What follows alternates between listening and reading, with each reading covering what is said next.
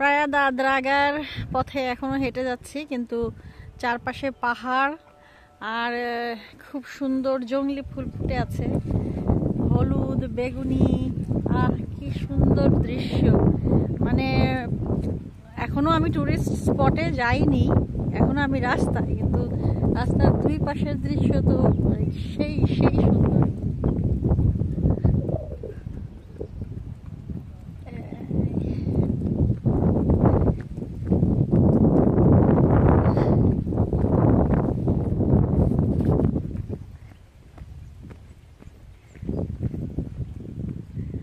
এই যে বাড়ি ঘরগুলো প্রায়া দা দ্রাগার দিকে যাওয়ার পথে পড়ে, মানে ছবির মতো, যে শিল্পীর তুলিতে ছবির মতো দেখা যাচ্ছে।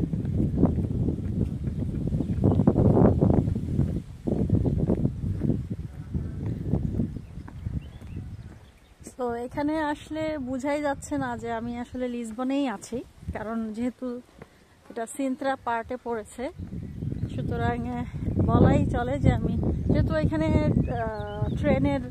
ট্রেন যেটা মেট্রোপলিটনের যে কার্ড সেটা আমি ইউজ করতে পারছি, সো এটা আমি বলতে পারি যে লিসবনের সাথেই এটা, তাই না? সো আসলে আমার কাছে এটা খুবই আনএক্সপেক্টেড ছিল, কারণ আমি পাহাড় সমুদ্র একসাথে দেখার জন্য ছুটে গিয়েছি ফারো, ছুটে গিয়েছি লাগোস, ঠিক আছে, 100 ইউরো খরচ করে, কিন্তু আমার কাছেই, মানে আমি অফিস থেকে বের হয়ে জাস্ট ট্রেনটা ধরলেই হয়ে যায়। আমার কাছেই এত সুন্দর প্লেস, সেই খবর আমার ছিল না। যাই হোক, অনেক দেরিতে হলো, মানে আগে আমি পর্তুগালের সব কিছু ঘুরেছি, তারপরে আমার কাছাকাছি জায়গায় যাচ্ছি, এই হলো অবস্থা। খুবই সুন্দর, খুবই সুন্দর। এত সুন্দর কেন তোরা, জংলি ফুলগুলো এত সুন্দর লাগছে, উফ!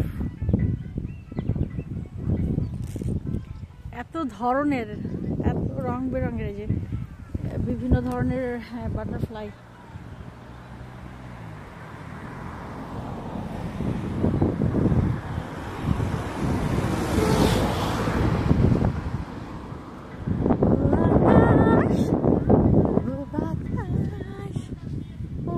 কি সুন্দর ফুল!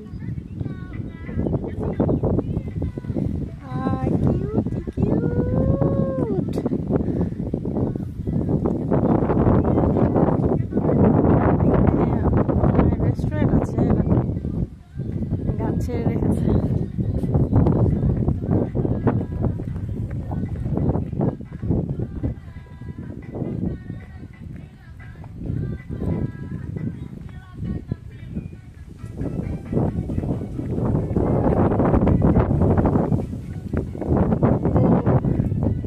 টুরিস্টদের জন্য এখানে হোটেল, রেস্টুরেন্ট, ক্যাফে গড়ে উঠেছে, ভালোই দেখতে।